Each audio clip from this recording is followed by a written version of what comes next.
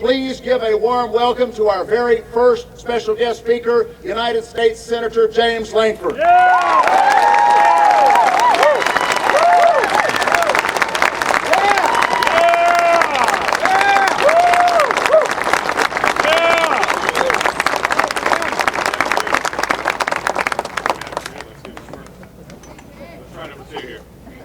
Good afternoon. I tried not to use the same mic Paul Blair was using. It's significantly higher up than what I would need it for. Well, good afternoon. Thanks for coming out here and supporting life. This is how we turn a nation around. One family reaching out to another family. There is this belief that somehow government shifts nations. Not so in our government. People shift the government doesn't shift the nation. So this is a rising up to be able to speak out on that, continue to do that. It's been astounding, the national conversation that has been basically quiet other than us around the country for a long time. And then the videos came out on Planned Parenthood, and for the first time in a long time, people had to confront again the atrocities that happen every single day in our country. And people had to sit back and begin to justify again, what do we do with an industry that literally tears children apart, breaks up the body parts, and sells them a piece at a time? Who can step up and say that is a good and honorable thing to do? It's not. We stand for the basic right, and we do it with a smile and step in and say, a child is a child is a child. And the only difference between that child in the womb and any of us is time. That's it.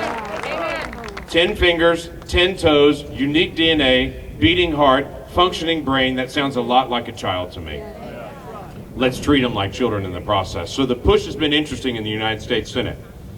August the 1st, it was my bill that I authored that actually came before the United States Senate to take the funding away from Planned Parenthood. That bill...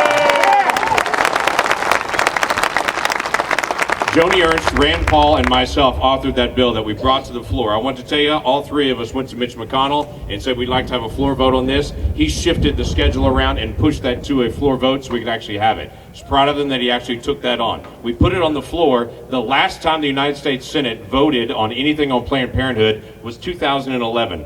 That vote we lost by 18 votes. This vote, when we put it on the floor, we lost by 5 votes.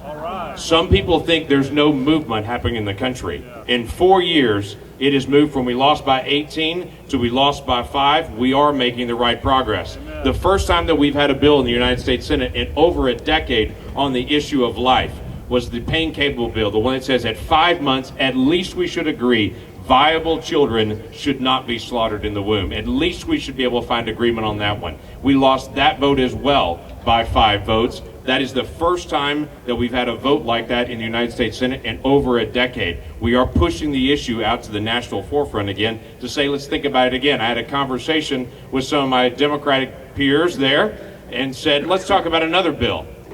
One that's called the Infant Protection Born Alive Bill. Those times when a viable child goes to an abortion clinic, is taken there, they do the late-term abortion, and instead of getting the late-term abortion, they actually deliver the child instead of aborting child. At this point, the process is all the medical folks back up and watch the child slowly die on the table. That's current practice.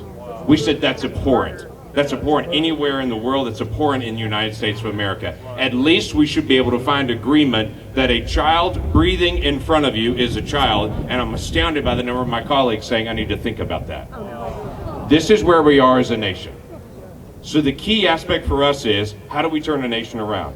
Well, I would tell you in 1 Peter chapter 2, it says we are aliens and strangers in this world, those of us that follow the teachings of Jesus Christ. We step out and live in a way that demonstrates the difference that Christ has made in our life. And as Paul mentioned before, I know the 10 Commandments, mommy and gone, but thou shalt not murder still remains in the hearts of men and women in our country. This basic principle should be there. How do we honor life, what God has created? How do we step out and set the example? I would challenge you in several ways. One is in every conversation with every person. We're not angry, we're protecting children. We're on the right side of this. In every conversation we can have with every person, ask the simple question, when is the child a child? And if they say when it's breathing, then I would tell you I have a friend of mine that last year delivered a little girl at 14 ounces. 14 ounces. she was delivered. She went through all the medical care you would expect there, and today she's about 16 pounds and she's doing great. She's a healthy little girl. This whole concept of when are we going to deal with life, to be able to push people in medical technology and what's happening in the creation of God, to be able to look in the womb and to be able to challenge again. This is our key focus, to win the hearts and minds of people. We will get the work done in DC and we will continue to push. But I would tell you, we are at our best when one family is pushing another family on the basic reality of we will always stand on the side of children and we will always stand on the side of life. That is the right place to be. We are on the right side of history. God bless you for standing up in these days.